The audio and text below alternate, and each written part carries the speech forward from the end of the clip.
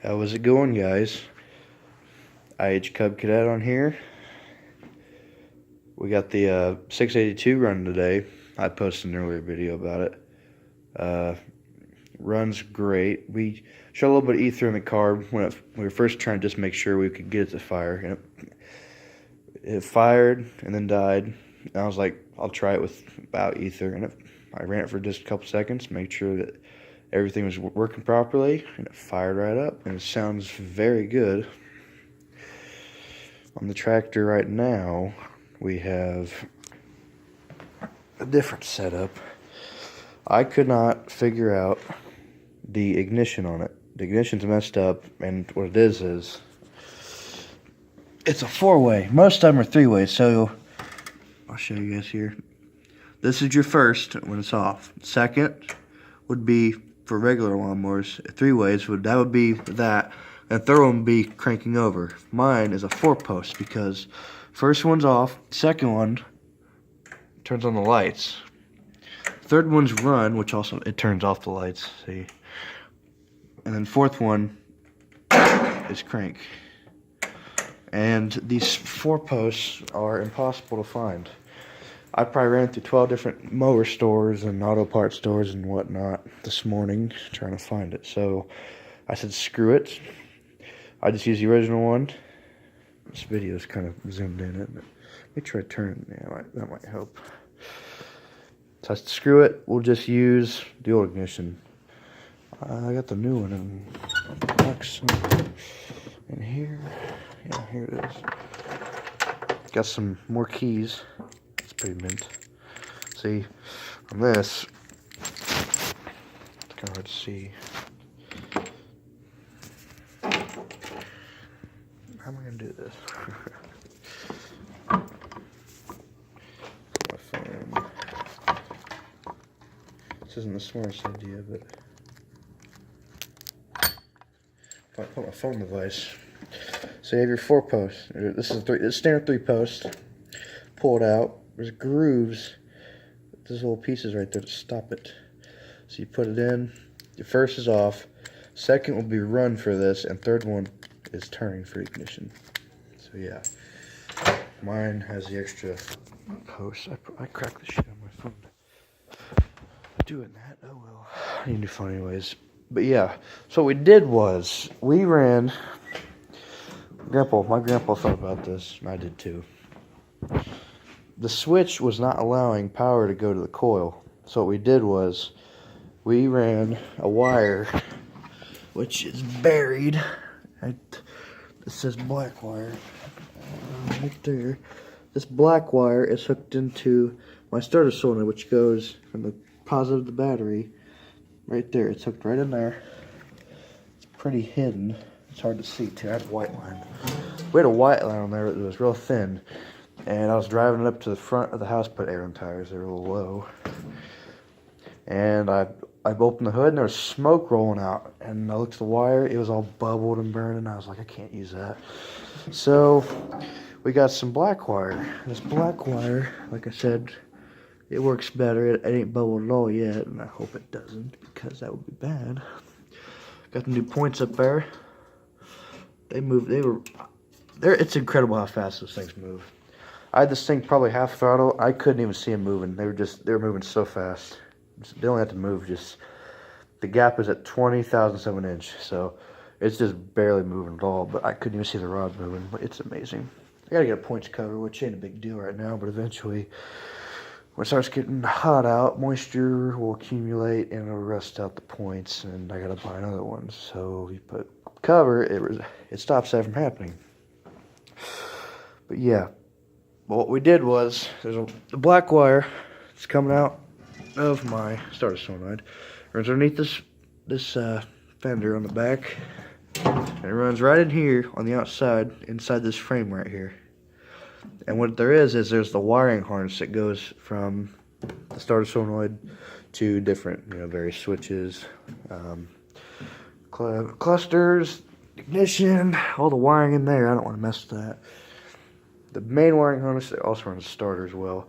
I just took that wire and zip tied it a couple times because there's a fan in here. for the hydro, and I don't want that to get caught in there. So I zip tied that.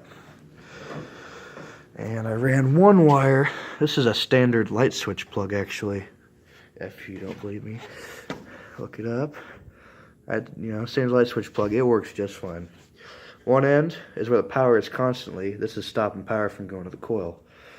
This also is my kill switch, because when this tractor's running, if you turn the key off, it just keeps running, because, there's nothing to stop fuel going in, and there's nothing to stop. The only thing to stop power going to the coil is this switch, which would have been ignition, but we bypassed ignition. I turned this at a certain degree for a reason. Both ends of the wire, there was a little bit sticking out. I didn't want to touch this frame for the gas tank right here, so I turned to the side a little bit and zip tied it, and it works just fine. Anyways, so up is off and down is on.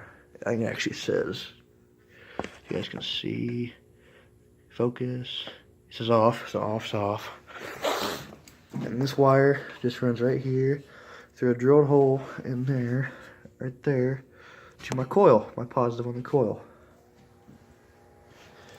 I might take some zip ties, and I might zip tie that to this frame. I don't want this getting caught right there. When I put the hood down, I might cut that wire up, and exposed wires aren't good. But yeah, got the mower deck on today. The belt is on. You can see right there, belt's on. So yeah, it's all hooked up. All linkages hooked up for the deck and everything. So it goes down. The only problem I found is my PTO will not turn on when the tractor's running. So I either have a bad clutch, which I know I don't, because I seen it moving earlier. It still spins freely, but honestly, it could be bad wiring, which still isn't that hard to mess with. I'm pretty sure it's a bad switch, because when I took the switch out, there was rust on the terminals inside here. I couldn't even move it. It was just so hard to move it. But I shot some starter fluid in there, so it got more oil sitting in there. Shot starter fluid. It moves a lot faster now, but it's bent too. It's supposed to be straight up the whole way when you turn it. And it's messed up. On these, you're supposed to pull up and push over to turn these on. This one, for some reason, is spring-loaded backwards. You can push it in, which I don't understand.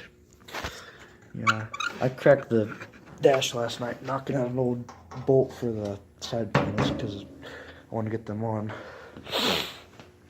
But yeah, if it ain't the switch that's bad, it's going to be one of my fuses right there. Which I'm thinking is probably just a fuse. Or a switch, which honestly I might just replace both. So yeah. I want to see how much gas it's got in it. I might fire it up for a second. Yeah, I got about half tank, don't I? I did put all new hose, fuel hose on it. All the way from the, I'm not sure if there's a pump in there or not, but I ran it from wherever that goes into the engine block, all the way through. There's a fuel line shut-off valve, which I put on with hose clamps, so I know they're tight. There's a filter that goes to that wall. I don't know if you can see or not, because I can't take that panel off right now. You probably can't. No. There's another hose clamp hooked to this gas tank. But yeah, I kind of messed up. I was in such a hurry to get this thing started when I have everything wired up. I pushed outside because I didn't know if it smoked or not. And honestly, it doesn't smoke at all. I didn't see any smoking at all. But I didn't want it to smoke bad in here, because my old Cub could have really smoked bad in here. But yeah, pushed outside. I had the that side panel off. We're just at. That's where the hookup is for the line, fuel line. Pushed outside, started putting gas in it, and all of a sudden gas just started pouring all over the ground. I was like, oh, I forgot I took up that line. I was like, damn it. So I put it on there real quick, cleaned it up a little bit. Well, first I drove it around the yard, and you see my previous video. I drove down the yard without the deck on, just to see if it was going to drive good. And it runs. It really does. It runs great for what? For an 81. One thing I got to do is the hydro winds. So we're going to go tomorrow, probably to Rural King. I gotta put hydro fluid in the rear end. Either because I checked the front underneath this panel. There's a bolt, a fill bolt I took out, but it looked full from there. So I took that back piece, this little fill thing right there. I took that off. I stick my pinky in there just like that, in and pushed down. I couldn't even touch that. It was sitting on a hill. I was at an angle like this, and I still couldn't even touch it. I could see the differential. I didn't see no liquid, so I think it's real low. So and there's a filter deep inside there. A big old filter.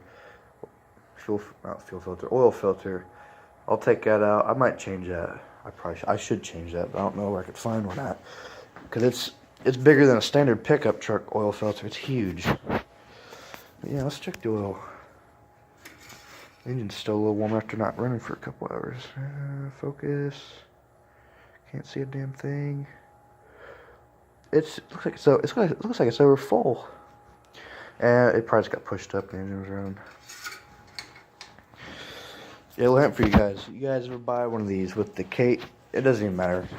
It ain't the tractor. It's, Kohler's fault. You ever buy a Kohler KT17s? That's a series 2. Either KT17s. Never mow on a hill, because if you're mowing at an angle like this, and the pistons pump left and right. Okay, they pump at a horizontal angle. They didn't engineer a way for oil to get to the other side of the block. If it's all the oil would rush to this side of the right side of the block if it's on a hill like this, obviously. They never engineered a way to get oil back up to this side. So after running for maybe 10 minutes in a ditch or something, it would throw a rod on the left side over time. So never mow on a hill with a KT17 engine. You can drive on the hill. Like if you just 10 seconds or so, that's completely fine. Just don't mow at a constant time with this, it's not good. Not good at all. You don't want to blow your engine up. And I've even heard guys say that they just, they'll tear the engine apart and just take out they take out the piston and the connecting rod, as long as it's alright. And they still run it. I mean, it lowers like half the horsepower, but I mean, it still moves. I want to get a snowplow for it. I really do, because these things, this tractor would be great for plowing snow. I might get some LED lights for the front. Real King sells circle LEDs. They're like the plaque that mount in there, and they are very bright. They're only like $30 a piece. My old boss Danny had a International 1086 that had LEDs just like it on the front. But yeah, there she is. I will not do a startup tonight because it's like 9 o'clock night or something. But yeah, here she is. Cub Cadet 682. Alright guys, thanks for watching. Remember, like and subscribe. See ya.